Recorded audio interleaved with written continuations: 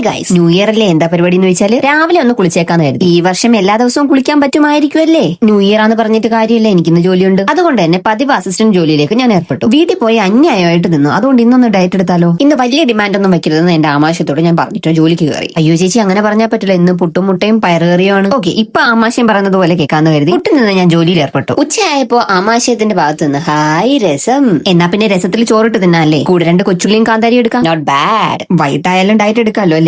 രസമാകുന്ന അനന്തസാഗരത്തിൽ ചോറുകളെ തപ്പിക്കൊണ്ടിരുന്ന എന്നോട് മനസ്സ് മന്ത്രിച്ചു. കിടക്കുന്ന ചട്ടിങ്കലോ. രാത്രി എവിടെയോ പോയി തെണ്ടിയിട്ട് വന്ന ദീപമോൻ കൊണ്ടുവന്നത് കേരച്ചൂര. പൈശാചികമായി എന്നെ നോക്കി ചിരിക്കുന്ന ആമാശയത്തെ മൈൻഡ് ചെയ്യാതെ ഞാൻ മീൻ കഴുകി വൃത്തിയാക്കി പൊരിക്കാനായി അരച്ചു വരട്ടിയതിനു ശേഷം സൈഡിൽ കൂടെ ഒരു മുളക് കറി അങ്ങ് സെറ്റായി. പൊരിച്ച മീൻ റെഡി ആയതോടെ നമുക്ക് തീറ്റി തുടങ്ങിയാലോ എന്ന് ആമാശയം. ഡയറ്റ് ഒക്കെ ഇന്ന് വരെ നാളെ പോകും. അതുപോലെയാണോ ചൂര ഫ്രൈയും ചൂരക്കറിയും? No, never. ആമാശയം പണി മുടക്കിയാൽ പിന്നെ എല്ലാ അവതാളത്തിലാകും. ഒരു തഞ്ചത്തിൽ അതിനെ അങ്ങ് കൊണ്ടുവന്ന് ഞാനും കരുതി. അങ്ങനെ എല്ലാം കൂടെ കൊഴിച്ചു മിഷ്ടാണ് ഞാൻ അങ്ങ് വീട്ടിൽ. എല്ലാവർക്കും happy new year. Bye bye.